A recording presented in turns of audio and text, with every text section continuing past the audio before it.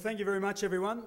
It's now my great pleasure to welcome everybody to Jarvis Subaru's magnificent new West Terrace premises. I'm Mark Bickley and I'll be your MC for this evening's fantastic SA Rally 2011 launch.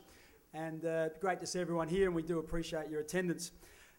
This is our first formal function that we've held in these fabulous new premises, so it's a bit of a special occasion, so we're making a little bit of history here, so you're a part of it here tonight in sharing that with us.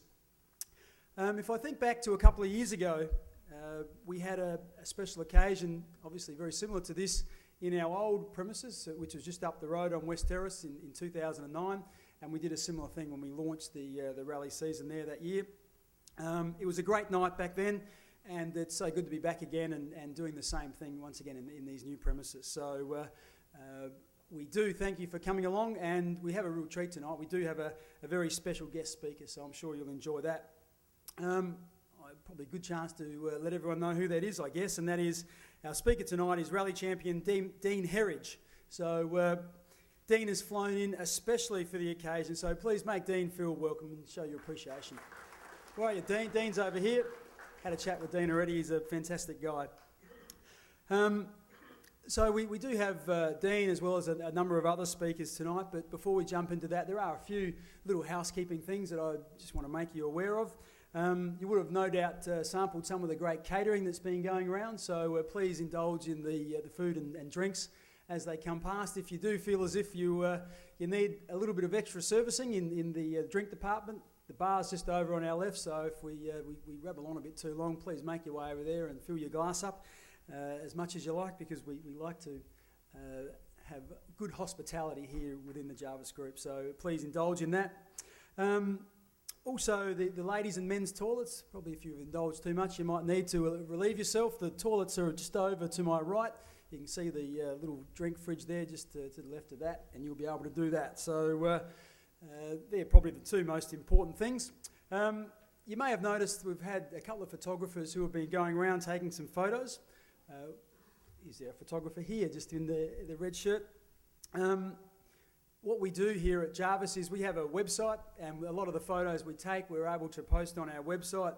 So in the next day or so, you'll be able to go to jarviscars.com.au, and you'll be able to look at the photos that have been taken and maybe print one off or save one to your mobile phone or do whatever you'd like to do with it. So that service is available as well. And also tonight is being filmed by Pure Motorsport, and that'll be posted on their website as well. So if you think you're looking dashing tonight and you want to have a little look at yourself, you can log on there and have a little look. Now, on to the formalities, which is, of course, what we're here for. It's now my great pleasure to invite to the stage Peter Shearer, who is the General Manager of the Jarvis Subaru Group, and he is going to officially welcome you. So make Peter feel welcome. Thank you. Well, welcome to everyone to Jarvis Subaru. I'm Peter Shearer. I'm the General Manager of Jarvis Subaru. And look, on behalf of the whole team at Jarvis, not just Subaru, Ford, Toyota, we'd like to welcome everybody here again, back here to Jarvis Subaru for our first time here. It's been great. Like Mark said, we've only just moved in. We've been here 6 weeks. It's been a long journey getting back onto West Terrace, but we're really excited to be back here. And it's, as I said, it's great to see you all here. Of course, it's great to see Dean back. Dean, welcome back again. Ed was here a couple of years ago, and it's good to see Ed. Welcome back again. It's great to see you both back, and everyone else that was here a couple of years ago down the road. Also good to see you and the new people that have joined SA Rally. Now look, tonight's all about SA Rally, so enjoy yourself. As Mark said, the drinks are over here. Have a really good time. Just enjoy the facilities. We're really proud of them. So make yourself welcome, and have a great night. Thanks very much. Nearly fell off the stage. That wouldn't have been too much fun. It would have indeed. Thanks, Peter. Now we get a chance to hear from Simon West from SA Rally, and he's going to come on and have a little bit of a chat with us as well. So welcome Simon to the stage.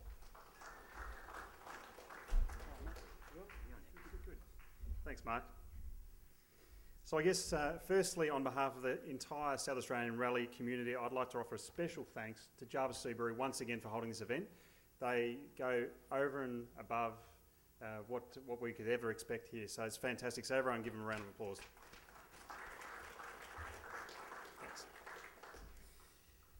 Okay, so I just encourage you to wander around the showroom tonight, talk to the Jarvis staff. There's about 10 Jarvis staff here as well, so talk to them, and they'll be signing up for your new STI over there somewhere. So, okay, what I'd also like to do, I'd like to dedicate tonight to all the volunteers in the rally community that work tirelessly to pull our rallies together and work during the rally so that a lot of the competitors can go out there and have fun.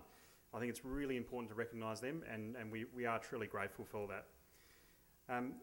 There's a photo competition over here on the right-hand side, or my right-hand side, your left-hand side. There's a photo competition there, so please go over there and place your votes for that as well. There's some fantastic photos. At the end of the night, we'll name the winners of that competition. Okay, so I'd also like to mention that most of you would have seen the Group B Ford RS200 Evolution out there, which is a bit of a rare thing to be seen out there. But I just wanted to read out some of the crazy stats on that thing. That Evolution out there is one of 24 ever built, and there's only 4 right-hand drives. This one here, or this one, the RS200 Evolution held the world record for production cars in 12 years for the standard 0 to 60 mile an hour time. This one here out here is the rally upgrade with a 650 plus brake horsepower engine from the Ford Motor Company. 0 to 100 in 2.8 seconds. It'll smash the quarter mile in 10 seconds flat. It runs with an X-Track dog box and it's mounted in the front of the car, so I think everything's up on the moment, so you can go and have a look at that. And it's road registered and it's a dedicated rally car. God knows how. So what we're going to talk about tonight, we're going to have a few of the rally directors up on the 2011 South Australian Rally Championship. The first round being the ASP Adelaide Hills Tarmac Rally, the second being the Kuitpo Forest Walky 100 Robertstown Rally, the third round the Scouts Rally of South Australia, and the fourth round the ASP Kuitpo Rally. So you'll hear from each of the directors there, and we'll get a little bit of an insight, a very brief insight, into those rallies. Okay, so finally, on behalf of the rally community, we'd all like to offer a very warm welcome to Dean. Thanks a lot for coming across, Dean. It's fantastic to have your support. He didn't cost us anything. No, but good on you, Dean. Well done. Really good of Dean to come across from Perth, and I'm sure he'll give an entertaining talk tonight. So thanks again, Dean. Thanks, Mark. No worries. Thank you, Simon. As Simon mentioned, we're now, I guess, here to talk about some of the rounds of the rally as we go through, and we've got some directors here who are going to talk us through it. So I guess joining us first to speak about the ASP Southern Tarmac Rally is Michael Clements. So if Michael wants to come forward, he can have a bit of a chat with us. Thank you, Mark. I guess I'd like to start by thanking Jarvis as well for this use of this fantastic premises. It's always great to be able to have a launch at the beginning of the season, and the season is upon us. I mean, a week tomorrow we start the Adelaide Hills Tarmac Rally, and we have a field of roughly 65 to 68, depending on those last few that still have to pay. But anyway, there's a few out there, and I think the majority of the cars out in the car park out there are entered in the rally, which is fantastic. I'd like to put a huge thank you out to ASP.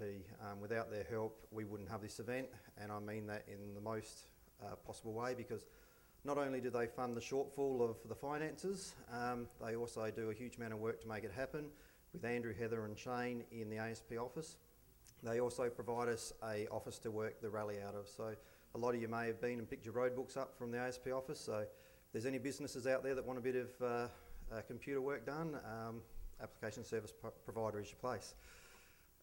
On the event, briefly, obviously the South Australian Rally component is the Saturday of the event, held over 85 kilometres, over 12 stages. Most competitors would have been out and done their recce by now, and I guess there'll be a few out on the weekend. And I think we have 22 competitors at this stage competing in that section of the event. It is the only South Australian, it's the only tarmac rally round of any gravel championship in Australia, which is obviously something we're very proud of. But I guess the other important part is that the guys that are competing over 3 days are also competing for the South Australian Tarmac Rally Championship on the sole event, the Adelaide Hills Tarmac Rally. So we have something very special here in South Australia, and we hope it continues with the support of you guys, the competitors out there, and all the officials that help us out. So thank you. Thank you, Michael.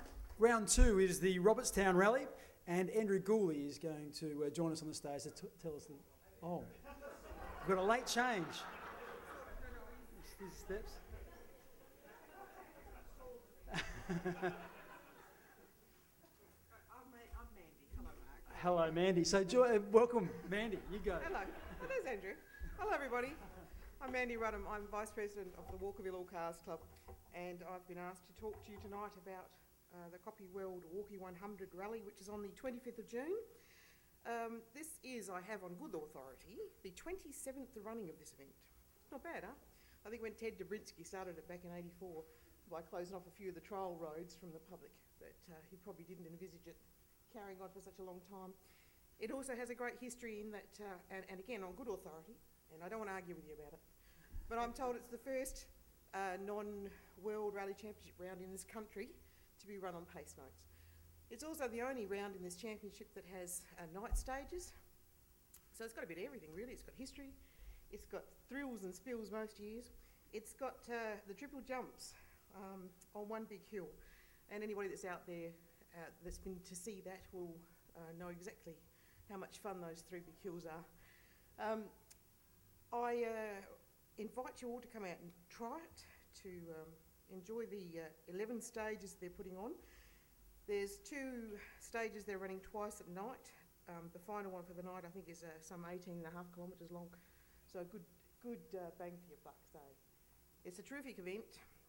Scott Atkinson and his crew have worked very, very hard to do this. Scotty's 10 years now into this event as either director or, clerk of course, or assistant clerk of course. What else do I need to tell them, Andrew? Oh, you're hiding now. Am I? Oh, good. The supregs are apparently out, but I don't believe that story. They will be out very, very soon. And entries will open from the moment they hit the press. So keep an eye out on the Walky website at wacc.asn.au, and they should be up any minute now. And like I said, entries open as soon as they're up. Hope to see you all out there. And if you haven't been out there and at least tried one of the mutton and gravy rolls done by the Robertstown Walky Club, then you have not lived. Everybody agree? Yeah. All right. See you out there. Thanks, Mandy. That was very convincing. So, Robertstown Rally sounds fantastic. Round 3 is the Scouts Rally SA, and Ivar Stanelis is going to talk to us about that. Thanks, Ivar.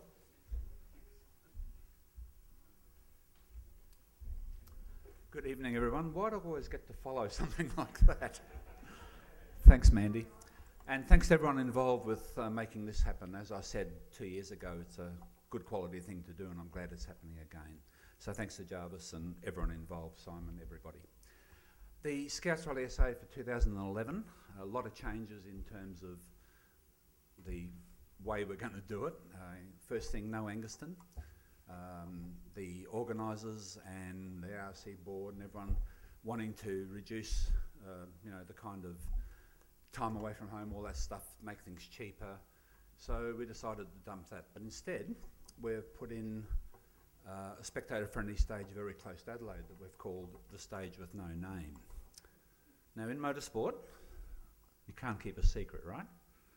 So someone knows where that stage is. Can someone tell me where it is? No, not you. Where? Damn you. Yes, it's at Woodhouse, the Scouts Activity Centre, where there's good rise and fall. It's hilly, narrow bitumen, some gravel, all sorts of challenge, pine needles on the bitumen, wet, a winery next door to go through the fence of, all the good stuff. So how did you know that, by the way? I'm interested. Oh, yeah, right. And I thought we had a good secret going. All right, so that's Woodhouse. That replaces Angaston. You visit it once each day, just as a normal stage. A little regroup ahead of it, so that it's constant. It's on a bus route. We have a big car park not far from it where we'll run little shuttle buses. So if we don't get spectators to that, which is like just up the road, I don't know what we need to do. We'd be pretty hopeful to get a lot. Okay, there's 2.5 new council stages, and a couple of wrinkles at different starting points and so on and so on. So in all, we're ready, and now we're in that nervous time, just waiting for it either not to rain or something to go wrong or whatever. So I also would like to talk about volunteers for a moment, and that is that we can't do this without them, and we've had a really good response from volunteers. It's been terrific. So thank you all, and keep on coming, and we still need more. Okay, when I talked to Simon about this, I asked him, what should I talk about? And he said about 2 minutes. So that's it. Thank you. Thanks, Ivar. Right on time. You've delivered beautifully. Round 4 is the ASP Kuitpo Rally, and Darryl Power is here to have a chat to us. Thanks, Darryl.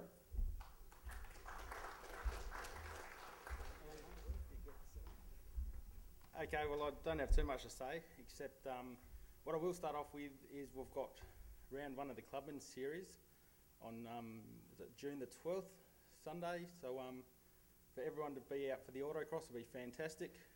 So Jim McGough is clerk, of course, so if you've got any problems, entries are coming in, go see Jim. Thank you to Jarvis for this fantastic, this is just brilliant. So, okay, ASP. Thank you to the team at ASP. Once again, after a bit of talking, they've come back with sponsoring the Kuitpo Forest Rally, which is fantastic. The amount of work they do for us is just brilliant. So thank you to Andrew, Kayleen, Shane, Heather, all the team at ASP. Brilliant.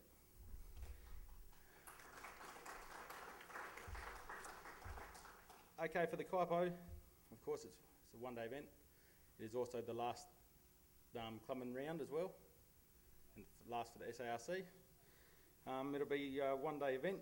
The 29th of October, the Saturday, will be pace noting, and on the Sunday we'll be competing. There'll be multiple stages run twice around Kuitpo Forest. Service Park this year, hopefully if it all works out, will be held in one of the region townships, so to be advised. So we bring something back to the community and the region. So we're just trying to get out there and help everyone we can. Also, it's run by the Southern Districts Car Club. So once again, Southern District Car Club, thank you for all the support that you do for all rallying in general as well, along with the walk-in, every other event that we've got. And once again, yeah, thanks to the guys at ASP, fantastic. Thank you. Thank you, Darryl, and to our other 3 speakers. It sounds like it's going to be a great season, and one certainly to look forward to. Now, we've talked about 2011 and kicking off the new season. It's also an opportunity tonight to announce some trophy winners from 2010. So to do that, I'm going to invite to the stage SA Rally Panel Chairman Matt Selly, who is going to announce the trophy winners for 2010. And we thought it would be a fantastic touch if Dean could join us and present those trophies. So welcome both gentlemen to the stage.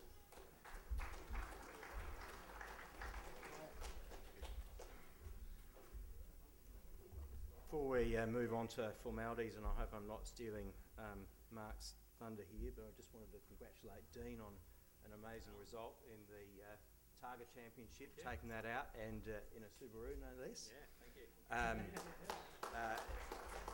Something of a privilege for me to be standing up here next to Dean. Many of you might not know that my car, at least in a previous life, was Dean's car. Possum-born car. What did you do to it, mate? What did you do to it? Yeah, well, I didn't look after it as well as you did, but anyway. I'll tell you some stories shortly. I was actually having a chat with Bernie Webb the other day, and we were talking about rally drivers, and in particular the fact that rallying is so much different from circuit driving because there's so much strategy that goes into preparing for a rally, and so many people have said over the years in rallying, you know, to finish first you have to finish. And there's a real skill to that, to saving the car, to strategising, working out, you know, what stages you can push, what stages you can back off. And we're very fortunate to have 2 of the probably most skilled rally drivers that Australia has known in Dean and Ed here tonight. So thank you very much for both being here. We have some trophies to give out from the 2010 season. Can I start with the winner of the Clubman series? The winning driver was Guy Tyler.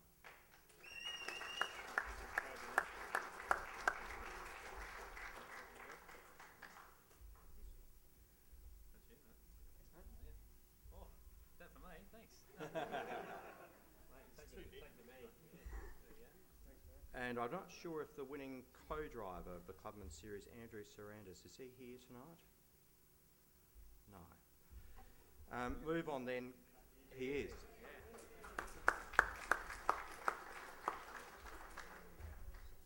Oh, you're kidding me. No. Well done, mate. I'll buy you a bigger one later. I'm not going to comment on that. He has got a bigger one at home, he just didn't bring it in tonight.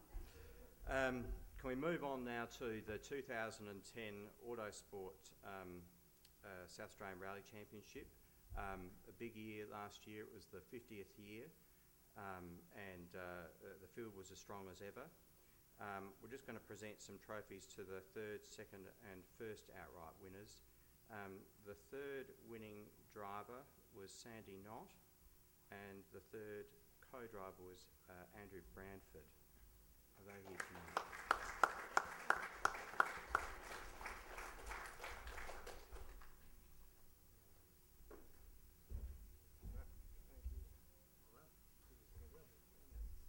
Congratulations, Sandy. Gary Brown and Mike Dale in their irrepressible VR4 took out second outright. Are they here tonight? One of them? Right.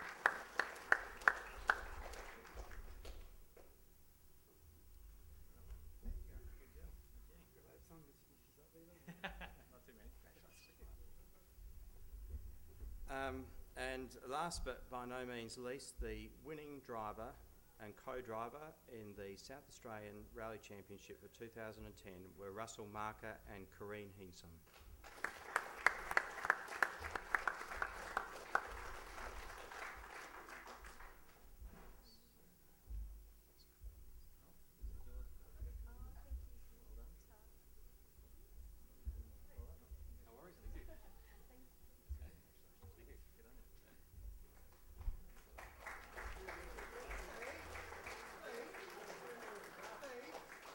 Thank you very much. I'm now going to hand you over to Dean.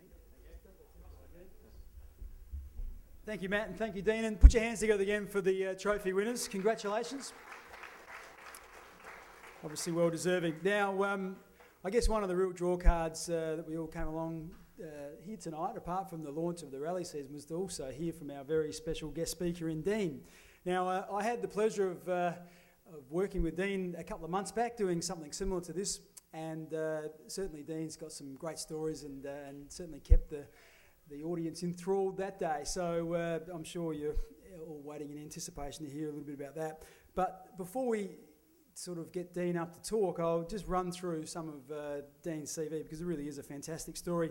Dean started rallying in 1994 and competed in his first Rally Australia at only 18 years of age, making him the youngest ever driver to compete in a World Championship rally. By the end of 2010, he had competed in 54 international events with multiple wins. He has a number of championship titles to his name and last month took the coveted title of Australia Target Champion. He's a Subaru man through and through, a great bloke, and it's my pleasure now to sincerely welcome Rally Champion Dean Herridge. Welcome. What an intro. I'll have to get that back off you and give it to my grandma who wrote it. But I'm feeling a little bit of pressure tonight because apparently the last guest speaker you had here took 2 years to recover, and it's so feeling a bit of pressure, but good to have Ed here anyway. The other pressure for me is, of course, that you'd understand I'm a second-generation driver, and the people who know my father would probably understand that the Herridges are pretty shy and we don't like to talk a lot. So when I was asked to come up and do a talk and not take too long, I didn't know really where I was going to start, but to cover all those things in the career in a small space of time, but try and keep it entertaining. With that in mind, I grew up obviously with my father being a competitive and successful rally driver, and to this very day I get reminded of how many championships he's won versus me, which is a fair bit more. That's good workshop banter as you get Ross Duncan and Rob Herridge in the same room together and talk about when rallies were rallies and men were men and all that sort of stuff. But I grew up actually wanting to be a touring car driver, as it turned out. When I was sort of young enough and paying attention, I was sort of originally an Alan Moffat fan in his RX-7 in the day, and then become a huge Peter Brock fan. Almost obsessive to the point that by about the age of 12 I could forge his signature. So if anyone in the school park needed a signature for Peter Brock, I could probably provide it. And it probably took a little while. Normally when I do a talk and I'd have a picture up, and luckily I don't have it tonight because it's quite embarrassing, me as a 12-year-old wearing all the merchandise that Peter Brock used to have, and for a while there my dad thought that I was actually funding his rally or his race program. I would buy that much. And there would be a photo of me at Wanneroo Raceway, which is the Perth round of the touring cars, or the V8s as they're known now, having my photo with Peter Brock and shaking his hand. And then, sure enough, in 2006 I completed my first Targa Tasmania for Subaru. And I didn't think much of it at the time, but there's a photo that was taken where I'm sitting at the press conference alongside Jim Richards, Peter Brock, Darryl Beattie and those sorts of people, which was a great honour. And it probably wasn't until I got back and my mother saw that and said, you should really cherish that photo. And I suppose to me that was the time that I thought, this isn't a bad gig, and I'm probably living a bit of a dream in a way, to the fact that there I was 15 years before getting a photo with my heroes, and here I was now sitting in the same table or the same venue as my heroes. So that was a telling moment, but like I said, you've got to try and take advantage and remember those things when they're happening for you. And along tonight's talk there'll be a few situations like that where I'd say to particularly the young guys, when you do have opportunities or positions like that, grab them with both hands. As Mark said before, I started in 1994 at the age of 17 as it turned out, and the reason I was the youngest driver in a World Rally Championship round is you may realise that you have to actually be off your probationary plates to run in a World Championship round. So I turned 18 in August, and Rally Australia was in September. So I scraped in by 3 weeks. I'd done a few rallies along the way and was doing okay in the Clubman Championship. Put all my spare cash from working sort of part-time into the little Hyundai Lantra that we ran. And here I am going to go do Rally Australia. Being a second generation driver, you're under a bit of pressure, because if you're not a Rob Herridge fan, you're probably not a Dean Herridge fan, even though I hadn't done a lot. But obviously it opens some doors up for you as well. And here I am in a WRC event. And the very first day, there was a stage out near York, which I'm sure Ed's done a few times, called Mount Observation. And we were having a pretty good run, but had an understeered off moment and got bellied on some rocks. Took us half an hour to get the car off the rocks, to the point that we made the next check-in control by about 2 minutes before we were out of late time. And the end of that night at Langley Park, of course, Friday night, I'm now in last position by about 30 minutes. But being, Rob Herridge's son and Dean Herridge, I don't want to be running at the back of the field. There's people who have just started and I'm going to pass cars, it's going to be dangerous, all the excuses I could come up with. Dad grabbed me aside, Mum and Dad grabbed me and just said, have a think about what you're saying here. I said, here you are, most people give their left arm to do 2 days that are going to come up in a rally or a World Championship round. So I pulled my head in a little bit, and for the next 2 days, what I actually realised was that I just drove for driving's sake. Now all of a sudden I wasn't paying attention to the scoreboard, I wasn't paying attention to whether I was 41st or 35th or how good I thought I was. I just sort of drove for the enjoyment of it and had a great time and learned a fair bit along the way. Didn't know how much I'd learnt till the very following week. Even in a slightly battered and bruised car, I rocked up to my next Clubman event and we won it outright. And it was a big realisation to me to go, experience is everything. And despite what my father had been telling me about, you don't learn much walking out of stages, would now become apparent with me being able to, win my very first rally in the first year and then go on to win the Clubman Championship. So for me, that was a telling moment, and for me to go, never give up and never get too sort of caught up in your own little world, because sometimes some great things can happen from those situations. And later on I'll talk about another situation that reminded me of that. Basically the first foray into the Australian Championship for me was actually with Hyundai. I obviously drove a Hyundai Coupe in 97 and then continued to drive that in 98. The side note, which not a lot of people know and what I wanted to bring up tonight, was in 1997, like most people, we'd overcommitted the budget to make the whole project work, to build the car, do the series. We'd committed probably double the budget that Hyundai had sort of granted us for that year. And to continue the following year, we really needed Hyundai to back it again to sort of recover some of the costs that we'd forked out. And we actually headed off to the first round in Coffs Harbour that year, and Hyundai still hadn't fully signed up. So we'd gone off on our own back to do Coffs Harbour. While we were there, we had a meeting with Nick Senior, who is to this very day the general manager of Subaru Australia. And Possum had rocked up at that round just by himself in a Group A car. And we sat down and had discussions about the opportunity of maybe running the second car with Possum in a Group N situation. And he seemed pretty interested in that side of things. He was going to go back and have a chat to STI about running a Group N car alongside Possum that year. While we were taking that pretty excited by that prospect, and obviously got back to the workshops at home, and you wouldn't believe it, but the day that Subaru pitched us a deal to run the second car with Possum Born Motorsport, for money, fantastic deal for a young guy, for money. Hyundai's fax come through that said, we're on board, we're signed up, we're ready to go. And we were then faced with the decision of, do we take what it would be a great opportunity, although it costs us money to do, run with Subaru, or do we, try and get recoup some money and do what we've been doing with Hyundai? And the rest, as they say, is history, because the next round was Forest Rally, and there was a young Cody Crocker on television saying, I had this phone call from Nick Senior out of the blue to drive one of his cars, and you don't say no to that. And I went, well, guess what? We just did. Which didn't seem too bad at the time, except for, obviously, Cody's gone on to win what he's won, and he did a fantastic job to take advantage of that opportunity. But for a long time, well, for a couple of years after, we were then fighting back in the Australian Championship in the year 2000 in our own Subaru, privateer, Edge Racing, Cody and Group N. Of course, guess what? We're now spending our hard-earned cash trying to beat Cody Crocker. And it probably wasn't until the day that I signed up with Subaru in 02 or 01 that Dad actually took his ceremonial sword out and thought the biggest mistake he'd ever made was now actually turning out to be not too bad. And for me, even though that was a difficult time for us in regards to decision making, I believe that we made the right choice for us at the time. And I think ultimately, who knows, I could have paid the money and had a chance with Subaru and not made the most of it. So maybe these things are set out for us in those ways. So 2001 saw me run with Les Walkden Rallying with some support of Subaru in a junior capacity. And what the most difficult thing about that is that what you don't realise is when you're going through the ranks and you see a lot of people here, partners, wives, husbands, families, get involved and they help you get to a certain point in your career, and then you're sort of almost shoved off on your own. And the people who have helped you get there don't necessarily get to come along with you. And so now all of a sudden I'm running with a well-respected team in 2001. Fantastic, really loved it. Obviously my family thought it was a fantastic stepping stone for us to be able to go and do that. Had a good year. I think we won the Privateers Cup. Somehow we were still Privateers with Les Walkden, 5th in the championship, behind Ed and Cody and Group N. And at the end of that year, there was an opportunity where Mitsubishi were testing for a new young teammate to go alongside Ed.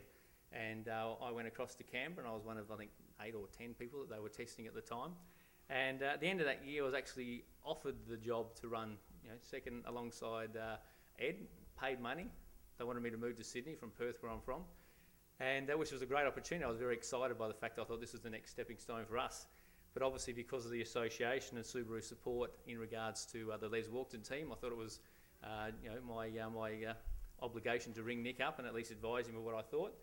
And I said, look, I'm not trying to back one against the other. I've got an opportunity to run with Mitsubishi to get paid to be a driver in the Australian Championship. I feel it's the next step for me. But of course, I'd love to stay with Subaru if there's any opportunity. And he had a bit of a think about it and come back to us a couple of days later and said, can't pay you, but we're willing to bring a third car in. Expenses paid if you run with Subaru, and we'll just see how it goes from there. And we knocked back the Mitsubishi ride to go with Subaru because we thought there was better longevity in that, and also it was going to be hard to beat Ed in the Mitsubishi. But from that, I think it proved to be the right decision for us to go on and run with Subaru because we felt they were probably a stronger mark in the world of rallying. And obviously, that's like I said, to this very day, I still hold a contract with Subaru. And get to do a lot of drive days, even though we're not doing competitive days with people like the Jarvis Group and things like that. So for me, it's now been nearly a 10-year run of my own with Subaru. Dad first started running Subarus in 87, so I've been around the brand nearly 22 years, which is nearly 2/3 of my life. So I've got a great passion for the Subaru brand, and I think that's apparent in most of the things we talk about. The other thing that happened through my Subaru time, and obviously as was mentioned before, I have a great deal of passion for your particular car because that was the car that I think I won the WRC event in New Zealand, and then we went on to win in Canberra. And the thing was, I was doing it all backwards. I actually hadn't won a round of anything in regards to the Australian Championship, and went off to New Zealand, and we happened to win New Zealand, come back and won Canberra. So I did it in WRC order, APRC order, and it still took me another couple of years to go off and win in the Australian Championship round. So doing it backwards, if we're up here talking about the amount of bridesmaids positions I got, you'd be here all night because I seem to be the king of the bridesmaid for a lot of the period. But when Subaru pulled out in 05, even though we had some fantastic times in there, Subaru won 10 consecutive championships in a row with Possum and Cody. When they pulled out, your world sort of falls down around you a little bit, but it opened up other opportunities like Targa Tasmania, running with Team Cusco, and obviously ran in 3 years in China with Subaru in China. And Subaru is quite a new brand to China, and even though it was fairly difficult, and some days you were wondering what you're doing there, obviously created some amazing opportunities for me and stories to tell now, which a couple I want to share with you. And one One goes back to this never give up philosophy. It was the end of the 2007 season. We'd run with Subaru for the first time up there. They're only a new team. They'd probably been running for 3 years with a Japanese driver and a Chinese driver before that. And we were making pretty good headway. We'd come in at round 2 and replaced the Japanese guy. We finished 5th, 3rd, 2nd. You know, we were sort of starting to fight with Martin Rowe and David Higgins, and we ended up going to the Asia Pacific round in Longyu later in that year in November. For some reason, that round seems to suit my driving style and everything else. And we headed off, and of course, being an Asia Pacific round, we have the Cody Crockers of the world rocking up in the Subarus and Katsu Taguchi, etc., in the Mitsubishis. And after 3 stages, we were leading the event outright. And obviously our team were pretty pumped by this and the fact that we're leading 3 stages in. It seems to all be going our way. Our tyres are working well. And then on stage 4, we broke the gearbox and we're basically out of the event, or at least out of that day. The interesting thing about running with Subaru China is that obviously I'm an Aussie driver, I had an Aussie co-driver, a New Zealand engineer. The managers were Japanese, the mechanics were Chinese, some of the other managers were Chinese. So you can imagine the conversations that would go on and the translating required to have conversations with your team members. As we were coming back from being picked up from the stage, the Japanese member of our team, who once upon a time ran the STI team that I drove for in Rally Oz a couple of times, said to me, "What do you think about running tomorrow?" And I sort of said, "Look, at the end of the day, I'm here to drive for you. Whatever you think we need to do, I'm happy to do." But I said, just bear in mind, next year we go to a new car. You are winning the rally. You know, there's a fair bit, there's a small window opportunity to do any better than we're doing. So I appreciate the fact that I'll do what you like us to do, but you know, you've put some good runs on the board here, and don't just go and waste them tomorrow when, you know, we don't really have much to gain from it or to test from. So of course they were making decisions. Should we get team points? There's not a lot available. Japanese, Chinese talking. We go, the guys fix the car, put it into Parc Ferme for the night, and I'm now at the big Subaru dinner that night with the boss of Subaru China, who's Japanese, our team boss is Chinese, other members who are Australian, etc. And sitting down at dinner, which is a big 20-person table, big banquet, and the boss leans over, the Chinese boss, and says, "Dean, if you want to run tomorrow, it is up to you." And I go, "Oh, great, bit of pressure here." Got everyone looking. I said, "No, it's a team decision. We should all make it together. You know, it's not just me. We'll talk about it after dinner." So of course dinner finishes and the co-drivers go off and the engineers and the teammates disappear. And now we're having a 3-way conversation from English to Japanese to Chinese. And the long version of an hour meeting was the fact that we won't run. You know, Subaru China boss is happy we don't need a run. We've got nothing to really gain from it. The Subaru supporters have gone home, so they're not going to be out in the forest tomorrow. Great, we're all happy. Okay, no problem. The only thing we want you to do though is, because the car's in Parc Ferme, can you get up at 5 o'clock, which was the start time, and go and just meet the mechanics, because the mechanics don't know what's going on. So if you could be at the park, you know, the service park, that'd be good to be able to introduce them to what's been going on, etc. I said, "Bill Hayes is my co-driver." "What about Bill?" No, he can sleep in." I thought, "Oh, you're kidding me, aren't you?" Typical. That's why you get the smaller trophies. And so we go. It's now 11 p.m. at night, and obviously it's a 5 o'clock start. So I ring Bill up, who I say, "Mate, we're not running, we're out. So you know, you get to sleep in, you lucky bugger. I'll meet you tomorrow at some stage. I've got to get up early." Ring the engineers, who's already asleep. My New Zealand engineer, he's asleep. "Mate, no need to get up. We'll just see you in the morning at some time." No worries. I go to bed, set the alarm for about 4 o'clock or 4:30 because I've got to get up early. At 2 o'clock in the morning, my doorbell's going. Ding dong, ding dong, ding dong. I open up my door and there's the Japanese manager, who's all fully kitted up in the kit, got his backpack on, ready to go, and says, "Dean, I need to talk to you." I said, "Are you serious? What's the time?" He comes in, sits me down, and says, "You remember when you drove for me in Rally Australia and we drove, you know, you hit the kangaroo and the engine was expiring and you never gave up?" He says, "I think we've made the wrong decision." I go, "No, you're kidding me, aren't you?" I said to you yesterday, if you really wanted us to run, we would run. It's no problem." He goes, "So you would run?" I'm thinking, yeah, well, if we have to. He says, "Okay, what about Bill?" I said, "I'm not sure. I'll ring him." So I ring Bill Hayes up, who's on the other end of the phone. I said, "Mate, we're running." And he goes, well, you can imagine what he said. So I get off the phone and the manager goes, "Oh, so what did he say?" I said, "He said, no problem." "Can I go up and talk to him?" "By all means, go up and talk." So here we were now, getting ready, unprepared, not really thinking about the next day's competition. You know, downstairs at 4:30, we're going to actually be running the second day under the Super Rally rules. Well, here we go. You normally, you know, the co-driver's supposed to pump the drivers up and keep them all motivated, etc. Well, Bill Hayes, if his Peltor core was dragging on the ground, he was that disappointed about running that day. I said, "Bill, remember when you used to drive once upon a time and you'd be rattling away on your Hyundai?" I said, "Mate, today the worst you've had to do is get up early, and we get to drive someone else's STI. He's going, don't try and motivate me, Dino. So, but Bill's a professional. Once we're on the way out to the stages, he's gone, now we have to make this stick. We can't just go off, people have made excuses, we're in a good road position, etc. We've got to have a really good day to finish off what we'd sort of started. It'll help us for next year, etc. Absolutely. We're going to this mega stage in China, which I've spoken to a few people about before. It's 16 kilometres and it has something like 52 hairpins or something ridiculous. It takes us 17 minutes to do 16 kilometre stage. That's the average speed of it. Up the mountainside for 8 kilometres, down the mountainside the other side. But we reckon this is Dean Herridge territory, could be pretty good. So, right, we'll have a bit of a crack at this stage. Well, you're not going to believe.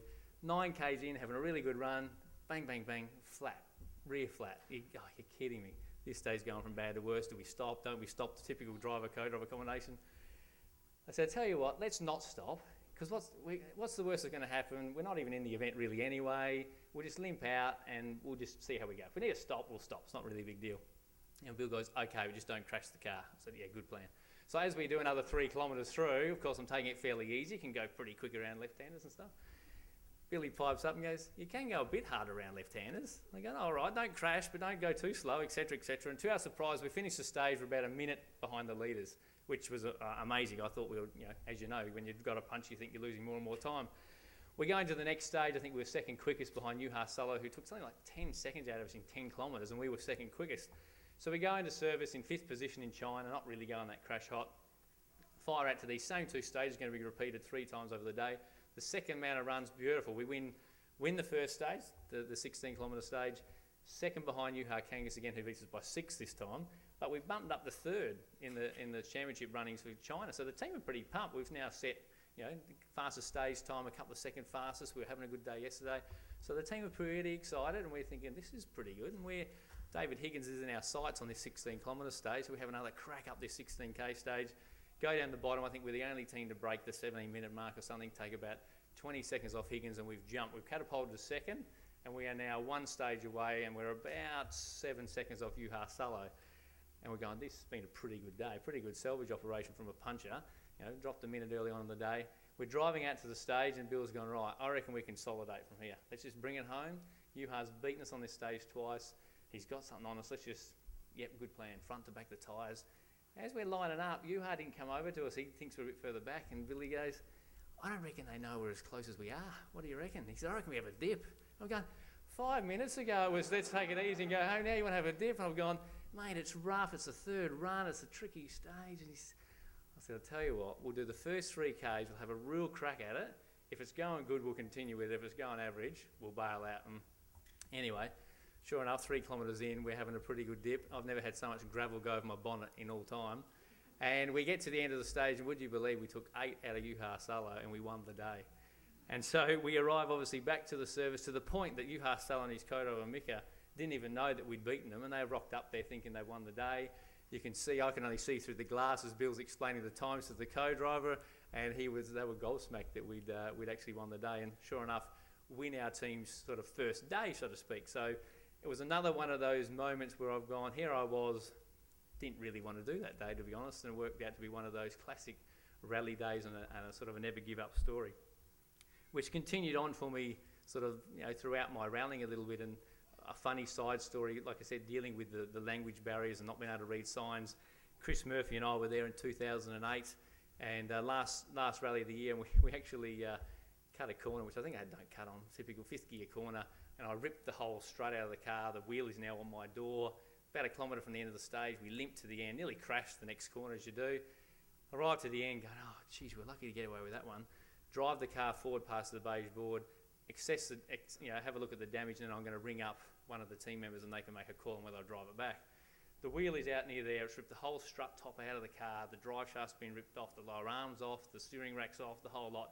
Really, the wheel's just sitting here. So I ring up the team and say, mate, we've clipped the insides, ripped the wheel off. They said, do you think you think you can get it back? I'm going, give it a go. It's a good thing about driving someone else's car. It's your car, I'll just drive it, no problems at all.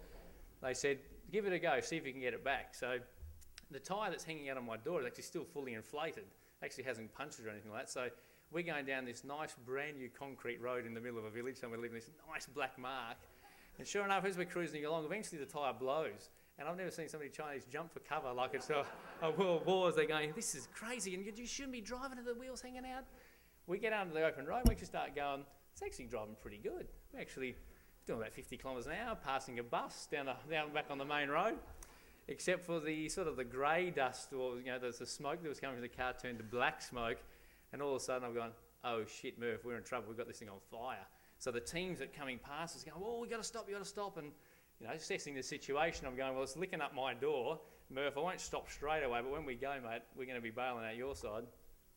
As our car comes to a stop, Murph bails out, and of course the new cars nowadays have got upright handbrakes and everything else. I make a very graceful exit to the car, rolling out onto the main road. As we turn around to try and go, oh, you're kidding, the fire extinguisher's on my side, so I've got to lean back in to get the Chinese fire extinguisher. We both go, how does this thing even work? Sure enough, from this building, these guards have come out the front, and they've got 3 fire extinguishers out there starting to already attack it.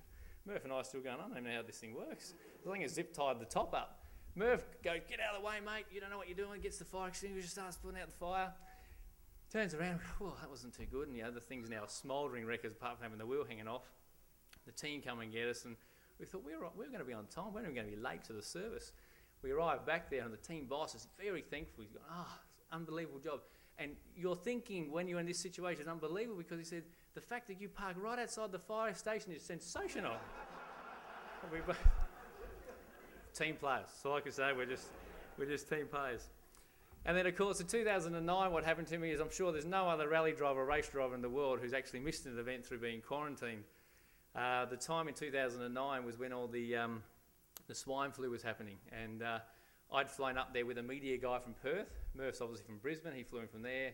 Ben, my engineer, was from New Zealand, so they flew up on separate flights. We flew up on a Friday night, we tested all day Saturday in Beijing Rally.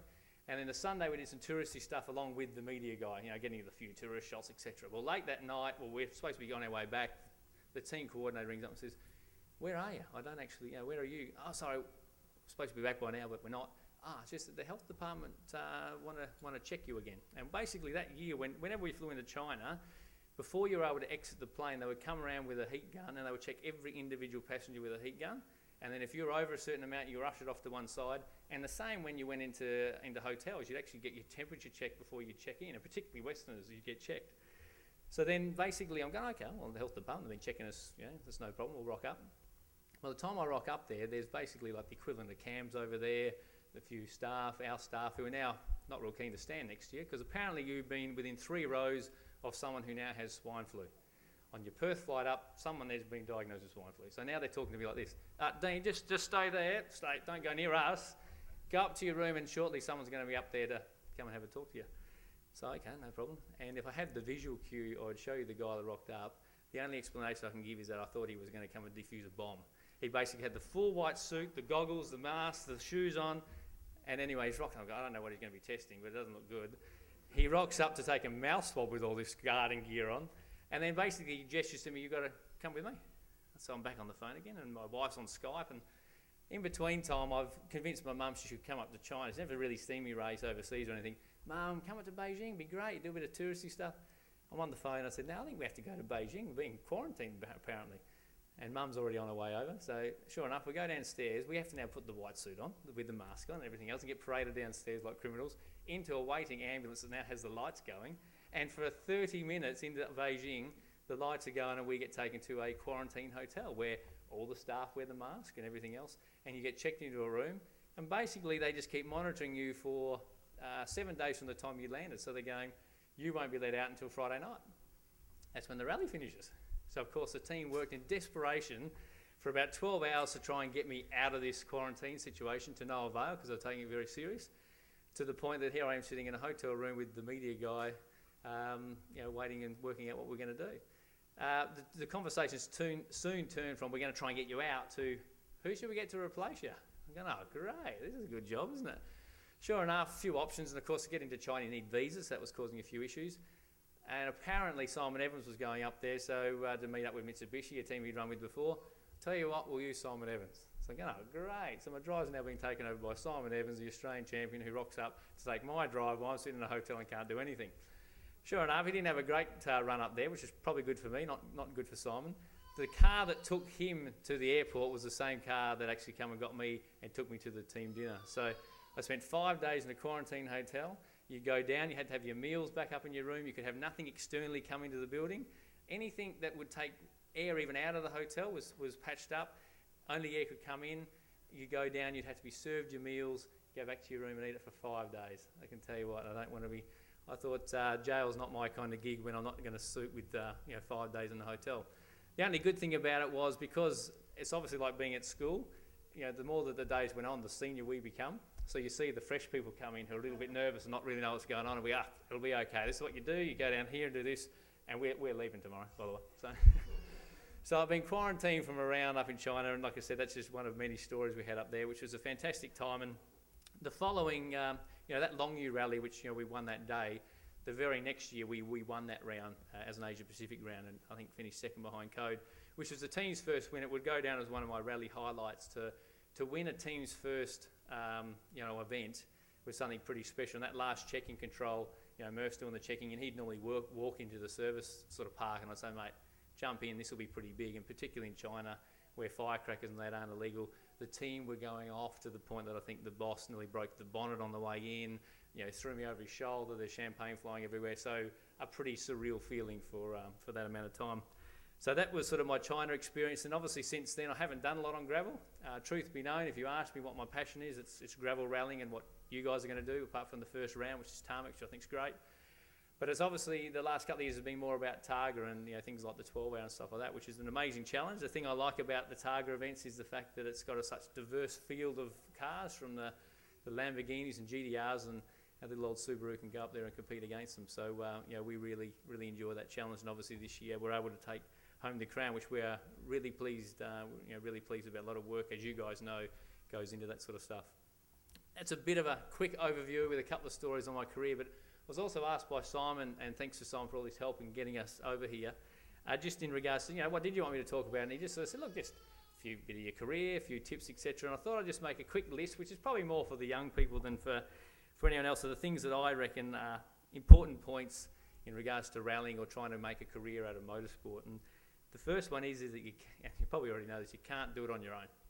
Whether it be family, for me, even being married and stuff, without the support of that, my father and that, don't try and do it all on your own. Even to the point, these hands don't look like mechanics' hands, do they? So without having the people around me to help do what I did, we wouldn't be going anywhere. So don't try and do it all on your own. Even if you are a skilled mechanic, etc., you need those people behind you.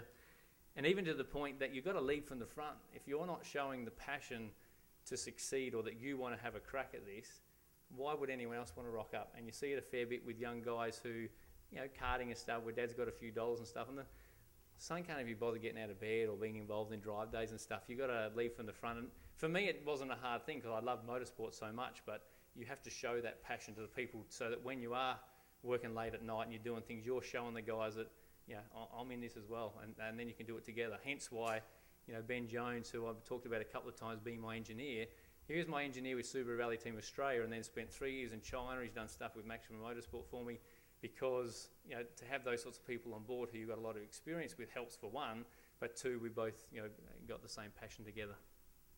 The other thing I reckon is that you've got to work out what sort of driver you are. There's lots of different drivers out there in regards to, some are unbelievably quick but probably a little bit erratic. Some are probably like me, probably a bit slow but probably finish most events. I think you've got to work that out, because I see a lot of people trying to set out, and they set a target as being, let's say, the South Australian Rally champion. And then, of course, guess what? They're having a pretty good run at the Scout South Australian Rally, and they get a bit excited because they could finish 6th rather than 7th in the ARC, even though I'm not entered in the ARC or I'm doing some good times. They lose sight of the fact that, well, hang on, I'm trying to become the South Australian champion. I think sometimes, particularly for young guys, if you're, I think James Rodder was hearing me say that in Perth when I did a bit of a talk to the young guys there. Work out what you're trying to achieve from that rally or that championship and try and run true to it, because so often do we all get distracted by, all of a sudden now I'm doing better than I thought I was going to do, etc. But just keep an eye on the prize, and even a little bit of that for me was at Targa Taz. I'd ideally love to win Targa Taz outright, but we finished second in Targa Taz but won the championship, and that's because one of our targets was to win the championship, and it was going to be difficult to win. But if I'd pushed to try and win the event, which I'd so love to do, and crashed as a result and lost the championship, well then it just doesn't make any sense. But you see it happen quite a bit. The other one is good co-driver with similar goals. I know, a lot of us get started with mates and people and family and stuff like that, but as you're trying to progress through, if you're trying to make a crack of this, get someone on board that's got the same goals as you, can do a good job because it's a confined space, you need to be going for the same common cause, and for the people who have had a few co-drivers in their time, I'm sure they could pick out what they do and don't like about certain co-drivers and that sort of stuff. And you get someone on board who's working with you and working well, hang on to them because that'll help you a fair bit moving forward. The other one, just mainly related, sorry, lots of points here, isn't there? But be yourself. I think that one of the reasons that V8s is successful, and you and I would probably all agree, we've got no idea why it's so successful and why they get the lion's share of the money. The cars are the same, they look the same, they're just painted different. It's because they've got characters involved. At the end of the day, we need characters. So, I mean, if you're a shy type, be shy, don't be bothered by that. But if you get genuinely excited by stuff, be excited. And particularly if you're being interviewed on television, get that across because that's what we need. We need those personalities, and don't be someone that you're not. Get on the tally and talk as if you're telling your mates about it. Because I'm sure when you're telling your mates at the pub who don't know a lot about rallying, you get pretty excited about it. And how good was this? And the stage is unbelievable. Get that across because that's what we need to make our rallying exciting and get that across to the general public because we do have the best form of motorsport in the world. It's just that it's hard to televise and it's hard to get the media on. So be yourself, basically. I think of the times when people talk, the last time that manufacturers were involved and, I was competing with Subaru, you think of even some of the characters then. That's what I remember about it was the experience of Ed Ordinsky and the nerdiness of Cody Crocker and the extreme driving of Simon Evans and the great dancing skills of Neil Bates, etc. They're all the things that spring to mind, and there's different characters in different cars. So that's my my other tip. And the last one, which you've probably gathered by now, is don't give up. Those couple of stories there. No, when the chips are down and you don't think you're going to salvage much from the event, just keep kicking because every kilometre's a good kilometre in rallying. And good luck with the championship this year. Thank you very much. So, and just before you go, we've got a special gift. Simon, if he comes up, we just want to present you with thank you very much. A bottle of wine. Thank you.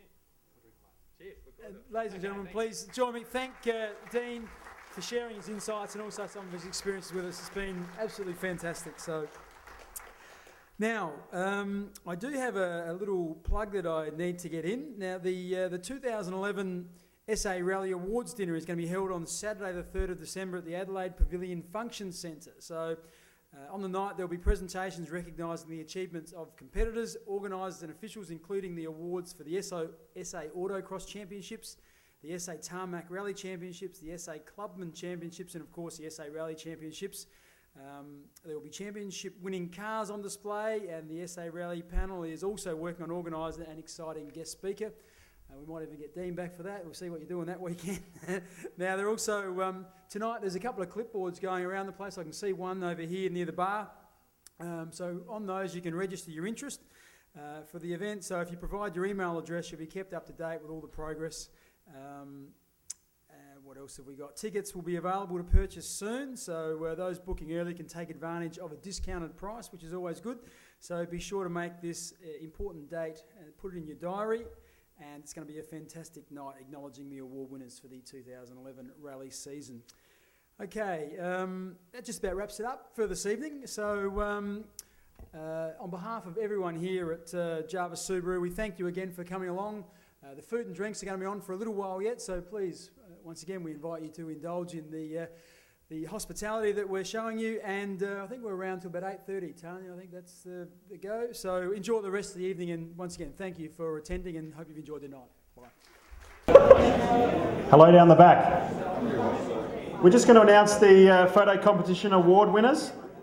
In third place, with photo number 4, Scott Carter.